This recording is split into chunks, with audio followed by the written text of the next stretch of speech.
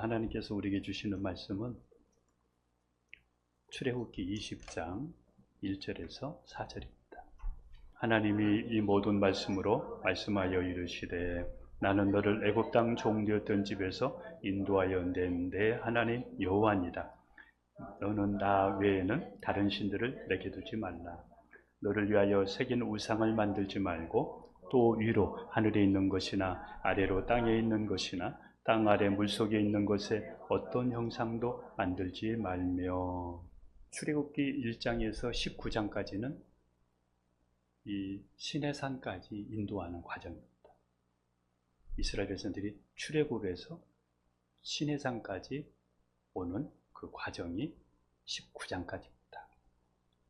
오늘 20장인데 20장에서는 하나님께서 그 이스라엘 백성들에게 10가지 계명을 주십니다. 이걸 가리켜서 우리가 자주 접하는 10계명이다 우리가 이렇게 합니다. 그리고 이제 21장에서 23장은 10계명을 조금 더 구체적으로 더 풀어서 설명한 것이 23장. 그리고 24장에서는 피를 뿌려서 그 피를 가지고 이스라엘 백성들과 언약을 맺습니다. 짐승을 잡아서 제단에 뿌리고, 그리고 이스라엘 백성들에게 이렇게 뿌린 것은, 피를 뿌렸다는 것은 말씀대로 안 하면 약속이니까, 언약이니까 안 하면 이렇게 죽는다, 그런 뜻이 있습니다. 그래서 24장이 이렇게 이스라엘 백성들과 함께 언약을 맺는 그 언약. 그리고 이제 25장부터 40장까지가 성막에 대한 내용입니다. 출애굽기가 이렇게 시작이 되고 있습니다. 10가지 계명은 구원받은 사람들이 어떠한 삶을 살아야 하는지를 가르쳐 주시는 법입니다. 그러니까 굉장히 중요합니다. 하나님은 이스라엘 백성들을 출애굽시켜서 이끌고 시내산 그 광야 거기까지 이렇게 하나님이 인도하신 것은 이 법을 주시기 위해서 인도하신 겁니다. 그러니까 이스라엘 백성들을 구원하신 목적이 이 법을 주셔서 하나님의 자녀처럼 살고 하나님의 백성처럼 거룩하게 살도록 하기 위해서 이스라엘 백성들을 출애굽시켜서 지금 시내산 광야 거기에 텐트를 장막을 치게 이렇게 하신 것입니다. 구원받은 사람은 이방인과 다르게 살아야 되기 때문에 예전에 애굽에서 있던 습성을 버리고 하나님의 백성처럼 살 수 있도록 법을 주신 것입니다. 그리고 이 법을 주신 이유는 하나님의 백성답게 살 뿐만 아니라 하나님의 진노를 받지 않고 대대로 천대까지 복을 받을 수 있도록 행복하게 살 수 있도록 이것을 주시기 위해서 하나님께서 그들을 인도하셨는데, 그래서 우리가 이 말씀을 대할 때 부담스러워하지 마시고 또 이것을 율법이라 이렇게 하면서 무겁게 생각하지 마시고 하나님께서 우리에게 복을 주시려고 천대까지 우리에게 은혜를 주시려고 이 법을 주셨다 이렇게 생각하면서 우리가 기쁘게 받아야 될 줄로 믿습니다. 하나님께서는 이 10가지 계명을 직접 말씀하셨습니다. 하나님께서 이 10가지 계명을 말씀하실 때 출애굽기 20장 18절, 19절을 한번 보도록 하겠습니다. 같이 갑니다. 뭇 백성이 우레와 번개와 나팔 소리와 산의 연기를 본지라. 그들이 볼 때에 떨며 멀리 서서 모세에게 이르되 당신이 우리에게 말씀하소서 우리가 들으리이다. 하나님이 우리에게 말씀하시지 말게 하소서 우리가 죽을까 하나이다. 여러분, 이 말씀이 굉장히 중요합니다. 하나님께서 이렇게 말씀하시는 그 환경, 제가 여기서 예배 마치고 새벽에 저희 이제 집으로 이렇게 가려고 하면 비가 많이 올 때는 산에 안개가 가득하게 이렇게 때가 많아요. 예. 그런데 하나님께서 지금 이스라엘 백성들에게 말씀하실 때에도 연기가 안개처럼 이렇게 자욱하고, 그리고는 우레, 천둥이잖아요.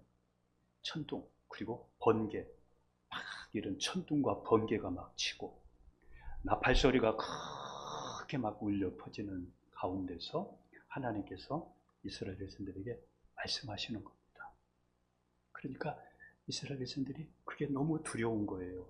무서운 거예요. 그래가지고 모세에게, 모세, 죽을 것 같아 우리가. 그러니까 하나님께서 당신에게 말씀하고 당신이 대신해서 우리에게 말씀해 주면 안 될까? 그래서 모세가 21장부터는 종에 대한 거, 폭행에 대한 거, 뭐 배상에 대한 거, 그 다음에 사회법, 이런 모든 법들은 모세가 하나님께 받아서 그 받은 말씀을 이스라엘 백성들에게 전해주는, 그러니까 왜 모세가 이렇게 전해주었는지 이것을 우리가 알 수가 있습니다. 이 10가지 계명은 굉장히 중요한데 원칙적인 것을 간단하게 우리가 설명했다면 이 21장부터는 그 원칙적인 것을 풀어서 조금 더 세세하게 실제적으로 우리에게 말씀한 것이 이제 21장부터 시작이 됩니다. 하나님께서 10가지 계명을 직접 말씀하신 이유가 있습니다. 직접 그런 환경 속에서 말씀하신 이유가 있는데 그 이유가 무엇인지 보도록 하겠습니다. 20장 20절에서 21절입니다. 같이 갑니다. 모세가 백성에게 이르되 두려워하지 말라. 하나님이 임하심은 너희를 시험하고 너희로 경유하여 범죄하지 않게 하려 하심이니라. 백성은 멀리 서 있고 모세는 하나님이 계신 흑암으로 가까이 가니라. 여기서 하나님께서 직접 이런 환경 속에서 말씀하신 이유가 나와 있어요. 그 이유가 뭡니까? 두려워하는, 하나님을 경외하는 마음을 심어주어서, 경외라는 말이 무슨 얘기냐면 하나님을 공경하고 두려워할 줄 아는 그런 마음을 심어주셔서 말씀대로 지키고 말씀대로 살면서 범죄하지 않도록 하기 위해서 하나님께서 그러한 그 환경 속에서 말씀하셨다는 것입니다. 그러니까 우리도 여기서 우리가 기억해야 될 것은, 하나님을 경외하는 마음이 있어야 말씀대로 살 수 있구나. 하나님을 경외하는 마음이 있어야 죄를 이길 수 있구나. 이것을 우리가 알 수 있습니다. 하나님께서 백성들에게 이것을 심어주시기 위해서 이 환경에서 지금 말씀을 하셨던 것입니다. 그래서 우리가 신앙생활하면서 하나님을 경외하는 마음, 하나님을 두려워할 줄 아는 마음, 하나님 말씀대로 못 살는 마음에 이런 두려움이 있어야 됩니다. 이렇게 해야 죄도 이길 수 있고 그리고 말씀대로 살 수가 있습니다. 이제 이런 환경 속에서 막 천둥, 번개, 나팔 소리가 나는 이런 가운데서 하나님께서 이스라엘 백성들에게 나는 너를 애굽 땅 종되었던 곳에서 인도한 내 하나님 여호와니라. 이 소리를 이렇게 하시면서 그러면서 첫 번째 말씀이 뭐냐면 나 외에 다른 신들을 내게 두지 말라 이렇게 말씀하셨습니다. 하나님 외에 다른 신을 우리 앞에 두지 말라. 굉장히 중요합니다. 왜 하나님만을 섬겨야 됩니까? 하나님께서 그 이유를 말씀하셨습니다. 나는 너를 애굽 땅에서 구원한 내 하나님 여호와야. 여기까지 있게 한 구원한 그 하나님이야. 이렇게 말씀하신 것입니다. 결혼하면 다른 남자나 여자를 두지 않고 상대방만 사랑해야 하듯이 하나님만 사랑해야 됩니다. 하나님의 은혜로 구원받은 사람은 하나님만 사랑해야 됩니다. 하나님 외에는 다 가짜다. 앞으로 많은 신들이 나타날 것인데 그 모든 신들은 가짜다라는 것을 하나님께서 알려주시면서 나 외에는 다른 신이 없다, 이것을 말씀해 주고 계신 겁니다. 현대인들은 여러 가지 신을 섬기고 있습니다. 만몬신, 물질, 돈을 만몬이라 이렇게 얘기합니다. 만몬신을 섬기기도 하고 가족을 신으로 섬기기도 하고 자신을 신으로 섬기기도 하고 또 유튜브나 술이나 그런 담배를 막 신처럼 그렇게 따르면서 그것에 의지하면서 살아가는 사람이 있습니다. 우리는 기억해야 됩니다. 하나님보다 더 사랑하는 것을 아무도 어떤 것도 우리 앞에 두지 말아야 됩니다. 왜냐하면 하나님께서 우리를 구원하셨기 때문에 하나님만 섬기는 여러분 되기를 주님의 이름으로 축복합니다. 제2계명입니다. 우상을 만들거나 절하지 말라, 이렇게 말씀하셨습니다. 하나님께서 나 외에 다른 신들을 내게 두지 말라 이렇게 하시고, 그리고는 하나님에 대해서 우상이나 어떤 형상도 만들지 말라 이렇게 말씀하셨습니다.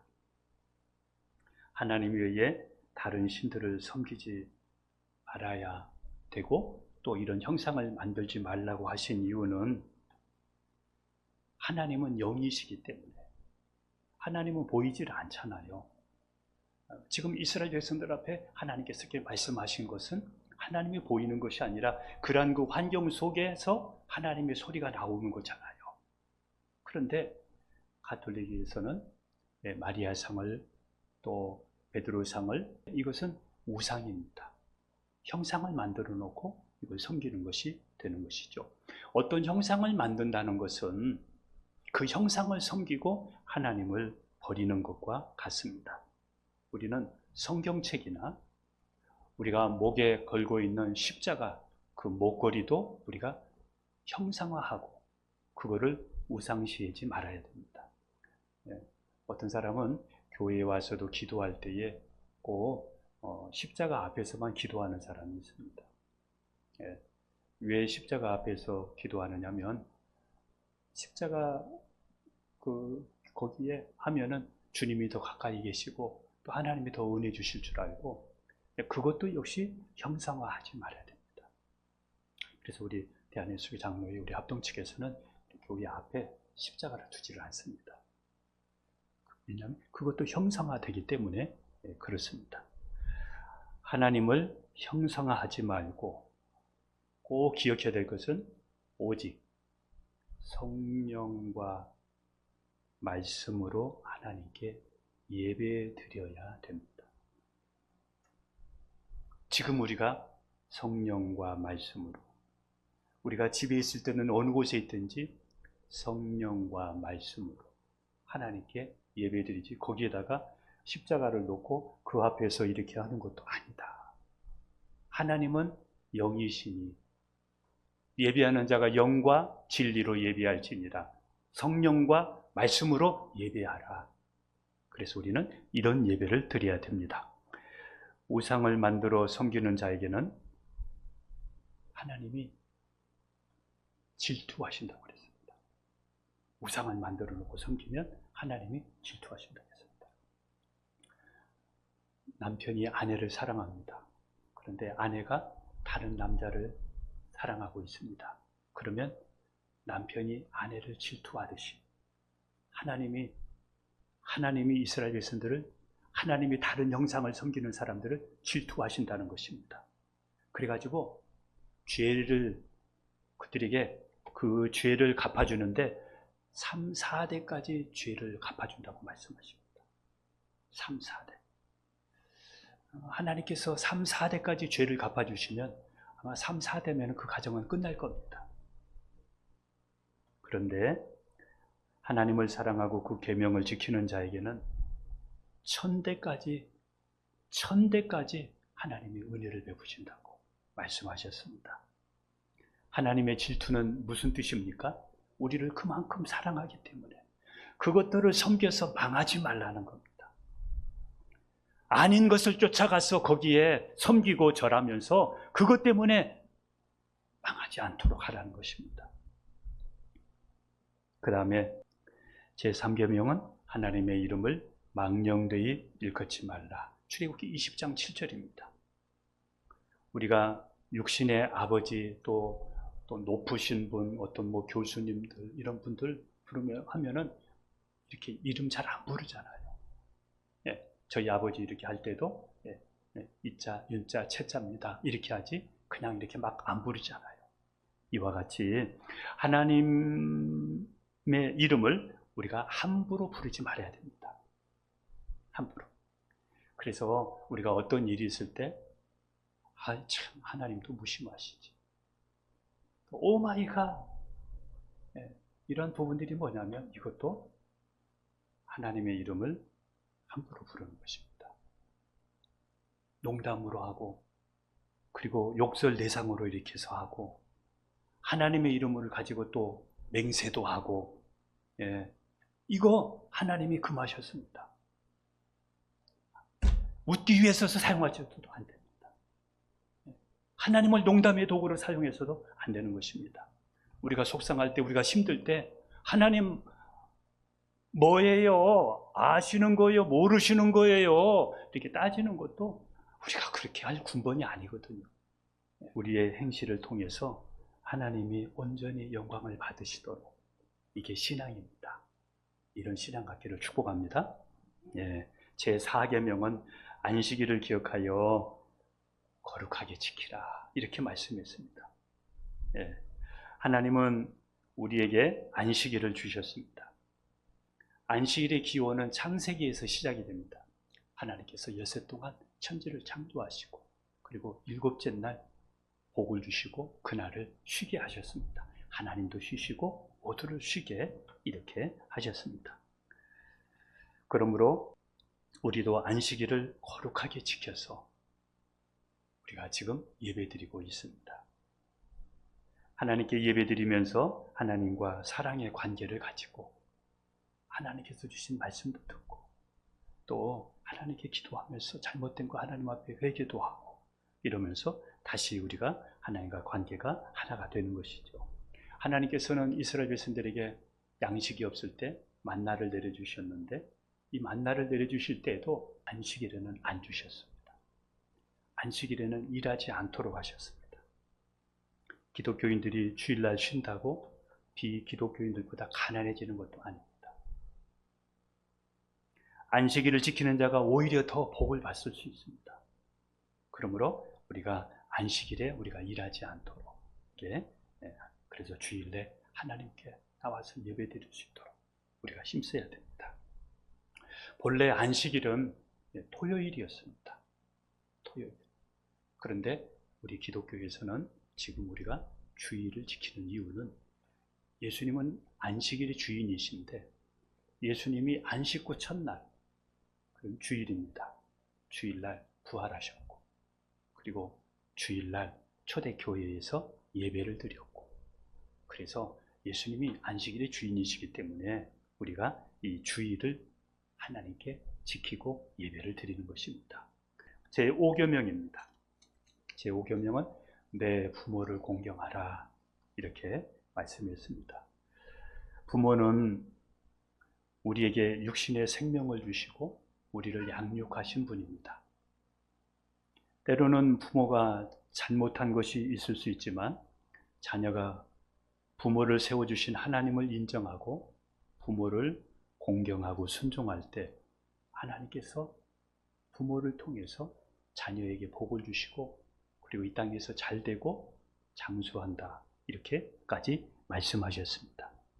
성경에 보면 참 이 부모에 대해서는 성경이 아주 강하게 절대적으로 말씀하고 있는데 부모에게 대들거나 욕하거나 또 부모를 때리거나 이런 사람에 대해서는 출애굽기 21장 15절에 죽이라 이렇게 말씀했습니다. 우리가 부모를 공경할 때 주의할 것은 하나님을 먼저 사랑하고 그 다음이 부모가 되어야 됩니다. 부모가 하나님보다 먼저가 되어서도 안 된다는 것을 우리가 알아야 됩니다. 제 6번째 계명입니다. 6번째 계명은 살인하지 말라 이렇게 말씀하셨습니다. 생명의 주인은 하나님이십니다. 그렇기 때문에 우리가 사람을 함부로 죽이거나 해하지 말아야 됩니다. 자신의 생명을 함부로 자학하거나 또 자살하지도 말아야 합니다. 하나님은 예수님을 십자가에 내어주시기까지 사람을 사랑하셨습니다. 사람을 구원하시기 위해서 독생자를 십자가에 죽이기까지 사랑하셨기 때문에 자신의 생명과 다른 사람의 생명을 우리는 존중해야 됩니다. 7번째입니다. 간음하지 말라 이렇게 말씀했습니다. 간음은 하나님이 허락하지 않는 모든 성행위를 가리켜서 간음이다 이렇게 말합니다. 하나님이 허락하지 않는 모든 것, 이거는 간음입니다. 우리 몸은 하나님의 성전인데 간음하는 것은 우리의 몸을 더럽히는 것이고 우리의 몸을 망가뜨리는 죄악입니다. 그러므로 우리가 간음하지 말아야 됩니다. 예수님께서는 이렇게 말씀하셨습니다. 마음에 우리가 음욕을 품는 것도 간음이다. 사랑한다고 성관계하는 것이 아닙니다. 결혼한 사람과만 성관계해야 되는 것입니다. 하나님을 두려워하는 사람, 하나님을 무서워할 줄 아는 사람은 음란을 당하지 않습니다. 왜냐하면 죽는 길인데 그렇게 합니까? 죽는 길인데. 8번째 계명입니다. 도둑질하지 말아야 됩니다. 남의 소유를 훔치거나 힘으로 빼앗는 것, 이게 도둑질입니다. 자신의 재산을 소중히 여기듯이 남의 재산도 소중히 여겨야 됩니다. 도둑질하지 않기 위해서는 우리가 열심히 일을 해야 됩니다. 다윗은 이렇게 말했습니다. 하나님은 나의 목자시니 내가 부족함이 없으리로다. 그래서 늘 하나님을 목자로 삼고 그는 날마다 하나님 안에서 만족한 그런 삶을 살았습니다. 그리고 하나님 앞에 드리는 11조도 우리가 도둑질하지 말아야 됩니다. 11조도 하나님 것이기 때문입니다. 하나님께로 가야 되는 마음도 우리가 빼앗지 말아야 됩니다. 압살롬처럼 자기 아버지께로 가는 마음들을 자기에게로 돌리듯이 하나님께로 가는 마음을 우리가 빼앗지 않고 오직 하나님께만 영광을 돌려야 됩니다. 9번째입니다. 거짓 증거하지 말아야 됩니다. 거짓 증거하지 말아야 됩니다. 거짓말이나 거짓 증거는 다른 사람에게 피해를 줄 수 있기 때문에 거짓 증거하지 말아야 됩니다. 우리는 하나님 편에 서서 진실을 말하고 옳으면 옳다, 아니면 아니다 분명하게 말할 줄 알아야 됩니다. 그렇지 않으면 죄가 될 수 있기 때문입니다. 10번째입니다. 내 이웃을 탐내지 말라 이렇게 말씀했습니다. 탐심은 모든 죄악의 뿌리입니다. 물질에 탐심이 있으면 도둑질을 하게 되고 정욕에 탐심이 생기게 되면 간음을 하게 되고 그래서 우리가 이 탐심을 우리가 극복할 수 있어야 됩니다. 골로새서 3장에서는 이렇게 얘기합니다. 탐심은 우상 숭배니라 이렇게 말씀했습니다. 하나님께서 이 10가지의 계명을 주시고 그리고 하나님께서 이스라엘 백성들에게 이 계명대로 다 살지 못할 것을 아시고 토담을 만들어서 그리고 다듬지 않는 돌로 제단을 만들고 거기에 양과 소로 번제와 화목제를 드리는 제단을 만들게 하십니다. 이 화목제는 또 양과 소는 예수님을 상징합니다. 하나님께서는 이 십계명을 이스라엘 백성들이 다 못 지킬 때에 후속책으로 그 문제를 해결할 수 있도록 그럴 때에는 하나님 앞에 나가서 하나님께 제사 드리면서 요즘으로 말하면 예배입니다. 회개하라. 회개하라.